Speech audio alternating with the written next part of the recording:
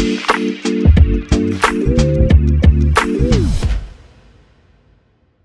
right, hello, and welcome back to the Chase Thomas podcast. We are now joined by the Gator expert. And folks, you got to go to youtube.com/Chase Thomas podcast to see this, because a very, very sweet setup that every college football fan should want to recreate for their own team in their office. This is what you want to do right here. David Waters of Gators Breakdown is here.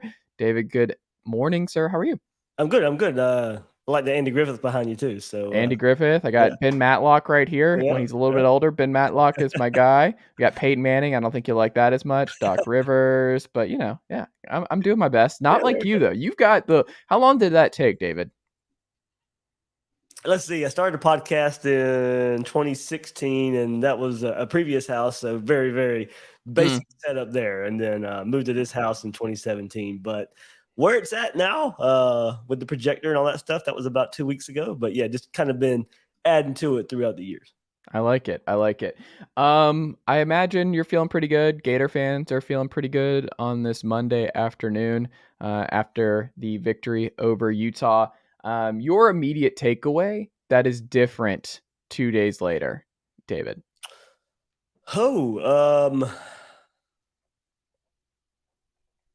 I'm not sure I feel much different than 2 days ago. I was probably some of the feedback, I guess, from maybe a national perspective of, there were not a lot of pundits out there very high on Florida. And I guess probably the difference is that there was a little bit of admission out there that said, okay, maybe we did overlook this team a bit. Maybe we go back and look, and maybe it was just a coaching staff that just lost a team last year. We kind of knew there was more talent on this team than what was showing last year, starting with the Kentucky game and the wheels falling off the rest of the season.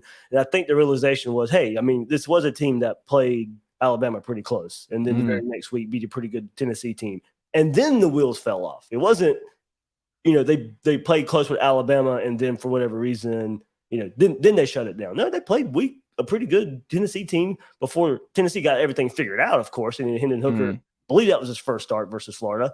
But then you go and say, all right, well, the wheels fell off. That team is no good. And I think the realization now is coming along. Okay, maybe we overlooked what happened a bit last year, and we see Florida has a special quarterback that can elevate the talent around him. I mean, look, this isn't Alabama talent. This isn't Georgia talent. But when you go and look at what 24/7 Sports released the composite last week, right before all these games kick off, and I think Florida was still 10th in the country. Yeah, you're still in the blue chip ratio. Right, and you're still second in the SEC East behind Georgia as far as talent goes. So I think that part got overlooked a little bit, and then Saturday night put that back on display a bit to where, okay, maybe we overlooked Florida just a bit.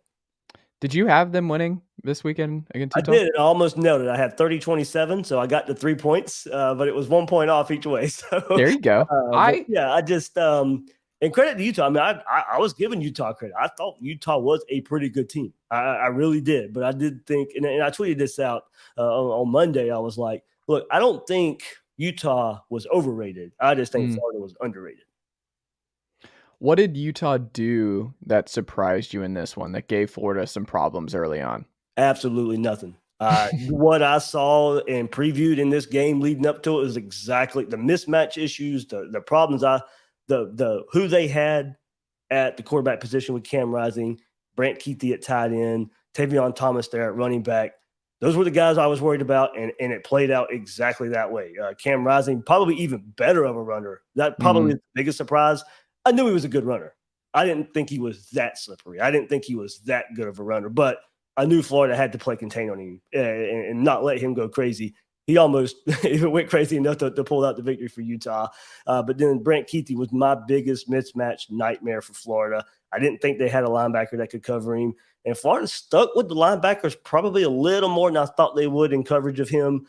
Ends up paying off on the very last play for the defense because they get a pick right there by linebacker Amari Burney. But no, the mismatches I saw that favored Utah, it played out exactly that way. Just credit for Florida to take all those mismatches, take all those advantages that Utah had, and still come out with a victory. Were you surprised you were able to establish the run and run for what, over 7 yards a carry as a collective unit in this one? And that Anthony Richardson was used so much on the ground that, like, hey, Billy Napier's like, if you're a guy, this is your bread and butter. You're gonna have to run. You're gonna have to take some hits against a very physical, very good Utah defense. And he took every shot and was better off for it. Were you surprised that they were able to run that well, though? Yes and no, because and I guess the yards per carry, part of that is Anthony Richardson's 45-yard run. And Montreal's good. And Montreal's good. Naquan Wright started the game off very well as well. Maybe with the way the game played out, probably Montreal Johnson starts off with a fumble. Hey, look, there's a lot of trust there. Billy Napier, hey, this guy I brought with me from Louisiana. Yeah, he fumbled early in the game. I know what I have in him. And Montreal Johnson played really well in the second half of that football game. But probably the biggest surprise, true freshman Trevor Etienne. I mean, very first carry of the game for him goes 19 yards. He got more carries than I thought he would. It was a little bit of a surprise that he was third on the depth chart when the depth chart got released over Lorenzo Lingard. I think we see why now. But Chase, maybe we should have listened to Billy Napier. He was like, hey, we're going to use Richardson. He's a weapon with his legs. We're going to use that. And we questioned that a bit because backup quarterback Jack Miller got hurt. He missed half a fall camp, and he probably won't be back for another couple of weeks. Florida has nothing behind Anthony Richardson, and I credit Billy Napier, and I've thought this way myself. You don't coach scared. If an injury happens, it just happens, but you can't cost yourself a game because you're scared somebody might get hurt. And I think that's the way it was approached. And Billy Napier said, hey, you're a weapon. But don't get me wrong, the 45-yard run wasn't a design run. I mean, it was a design pass. Nothing there. Utah was in man coverage. They turn their backs. Richardson scampers off, breaks one tackle, and it's a touchdown. So the design runs, you did see it where you probably should have seen it. He didn't abuse Anthony Richardson's legs. It was very strategic, and that probably does come into play a little bit with trying to save him a bit. But when you have a run game, that offensive line and a stable of backs that go 4 deep, we only saw 3, but they can go 4 deep if they want to. They're going to lean on that run game. So maybe a little more yardage per pop than what I thought, but that was basically the game plan I expected to see. Are you concerned at all with what you saw through the air for this Florida team? Do you think they might be a little too one-dimensional this year for your liking? I did mention this on my review as well. We go back to the spring game. There weren't a lot of deep passes, and it was the same way again versus Utah. There was just not a lot down the field as far as the passing game goes.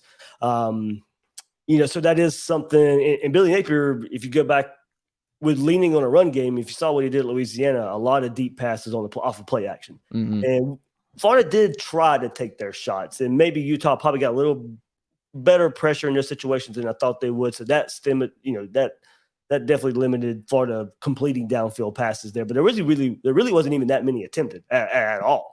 So yeah, I do want to see if this offense is going to grow. That's the next step that this offense is going to go. And Anthony Richardson is, and look, the more he shows that he's a threat with his leg, and then, there was a question if Florida had a lot of speed at receiver, and they went and got Ricky Pearsall from Arizona State to transfer wide receiver. He was the leading receiver as far as yardage goes. How did you feel he played? I thought he played really well. He was I think he had 4 catches. Every catch went for a first down. And that was why Florida went and got him. Florida had a lot of big body receivers. They had a lot of take the top off fast, straight line guys, but they don't have somebody who can take a screen past 60 yards. They don't have somebody who can catch a slant over the middle and take it the distance. That's who Pearsall is. But as I say that, we need to see that. He is the guy that can do it, but are we going to see that from this Gator offense? Interesting. Are you selling all your shorter stock, or are you still just like maybe? He's kind of been known for slow starts, so we'll see where this goes. He gets better as the year goes on in his 2 years that he has played. We'll see what this. We'll see. It's only one game. We'll see where it goes. But if history's any indication, we'll hit mid-season. That's when we'll start seeing Justin Shorter's name a bit more. But credit to him too. He's just. He doesn't mind it. I mean, of course, he'd like more catches, but he still goes out there and gives it his all. He's a really good run blocker. That's why you're going to see him on the field at the receiver. He's really good at run blocking. We saw that last year. We see it this year so far at the same time. So, yeah, he's not going to be this, this 7-catch-a-game guy. He's just not. But he'll have his moments if history's any indication. It just may take a while to get there. How do you think Dan Mullen would have attacked this Utah team differently than what Billy Napier would have done? Did you think about it at all? Where you're like, what was different about what Napier did and the way he went about this game than what you saw from Mullen during his tenure? Probably would have relied on Richardson's legs a bit more in design runs. Would have pounded him into the line probably over and over and over again. What Dan Mullen does. Probably wouldn't have rotated backs. We wouldn't have seen Trevor Etienne. I mean, Dan Mullen at the running back position.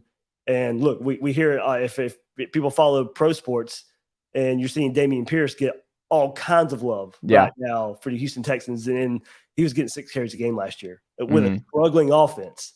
He was getting 6 carries a game, and we scream from the mountaintops, give him the ball. Well, so I don't think the running back rotation wouldn't look like anything like it looked like Saturday night. He would have.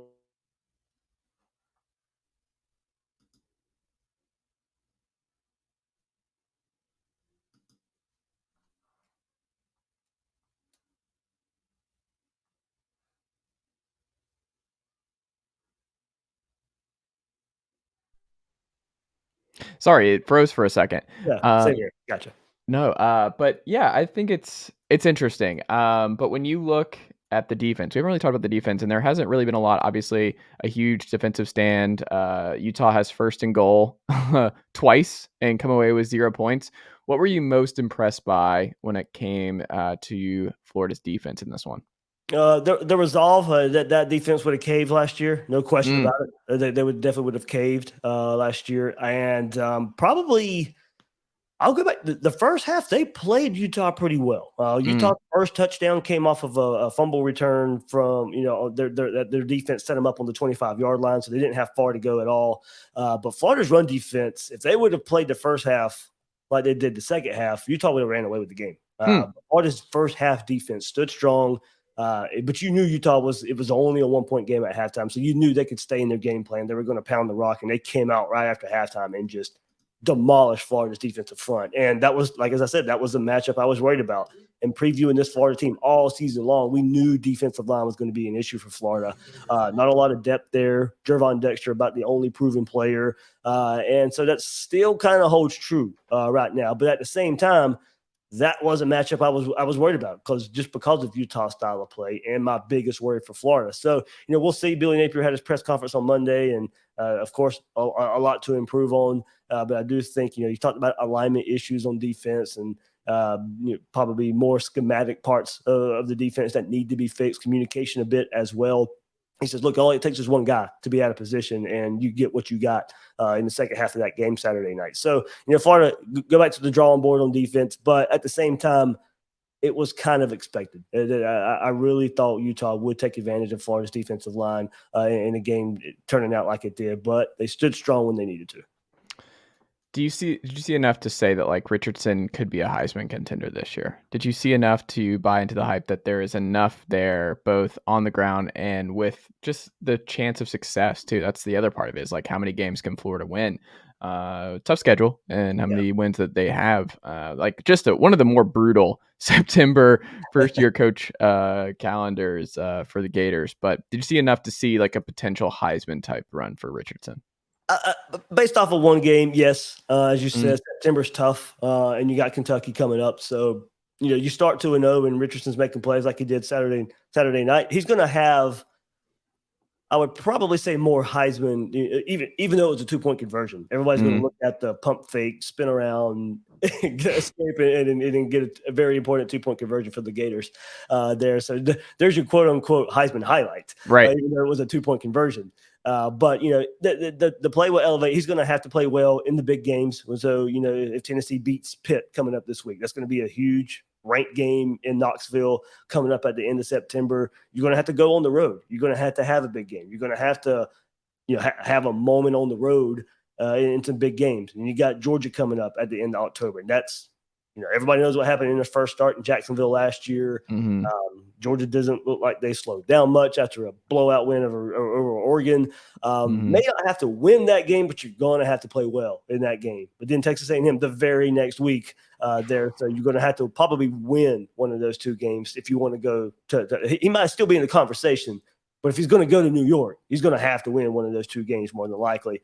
And then, of course, win those games you're supposed to at the end of the season. You can't have those disappointing losses. I mean, I guess you can if you play well, but I know a lot of people go back to 07 when Tebow won and Florida had 4 losses that year. Well, we got to remember, 07 was one of the craziest college football seasons we've ever had. And there wasn't really a standout team as the season went on. There were, LSU won the national championship with 2 losses. That's not going to happen this year. You're going to have a really good Alabama team. You're going to have a really good Georgia team. Ohio State, we'll see, maybe overreaction with a close game to Notre Dame, but they're going to be there as well. CJ Stroud.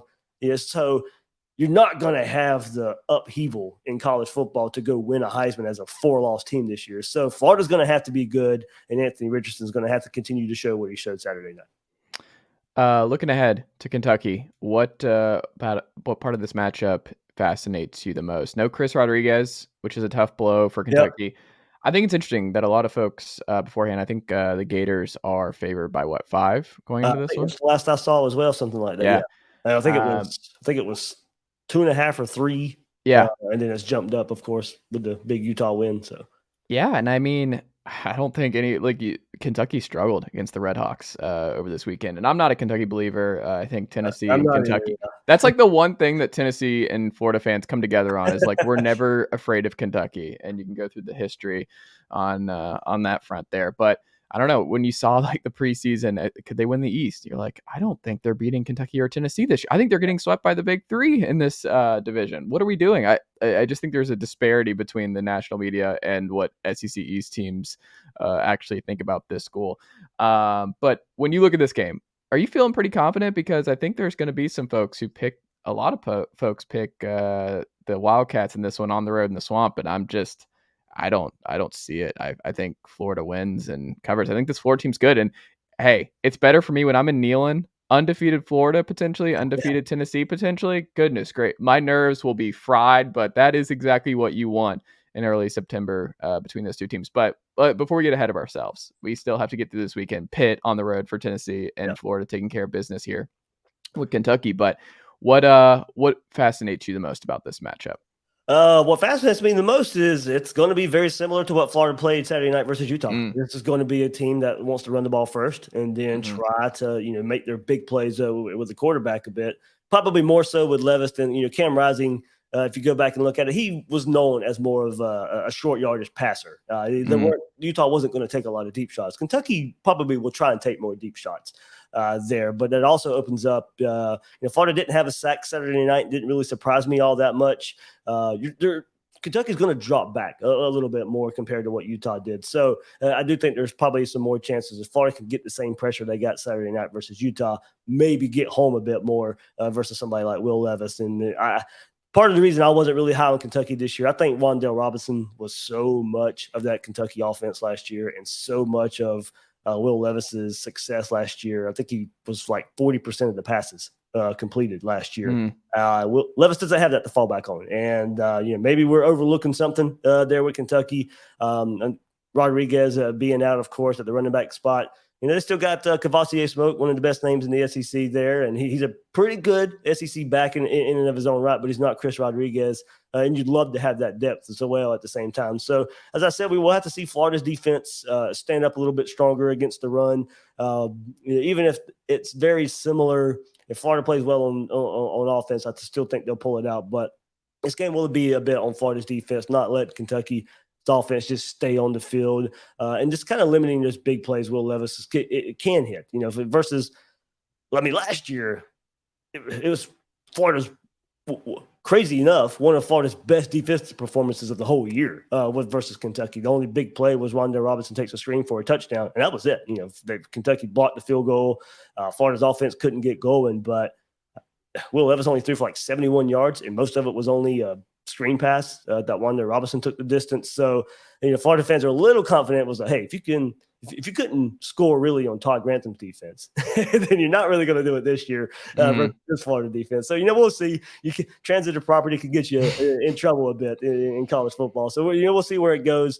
If Robinson doesn't play, I know it was reported that he wasn't going to, but Oops has kind of been non-committable about really saying that he's suspended. So we'll see where it comes when it goes along that. But I felt confident even before the season that I'm not as high on Kentucky as a lot of other people are. And then I do think, Florida being at home and now after, this on the heels of this big victory versus Utah, you hope there's a little more buy-in. You hope there's a little more excitement to get this thing going under Billy Napier. Maybe Coach Cal has been texting Stoops like, hey, 10 wins? Are you sure? Or are you sure? No Chris Rodriguez in the swamp? Stoops' mind somewhere else now. He's fighting with the basketball coach. Goodness gracious. David, what can the good folks check out from you this week over at Gators Breakdown? Yeah, big preview already up. Big review already up of the big win versus Utah. We'll have a Kentucky preview up this week as well, and some interaction with the fan base out there, some Twitter spaces with the Gator fans out there. So a lot of excitement right now in Gator Nation on the heels of that big win versus Utah and the SEC opener coming up. There you go. Go subscribe, youtube.com, Gators Breakdown. He does great work. David Waters, thank you so much for making the time today, and we'll have to revisit again soon. Thanks, Jay.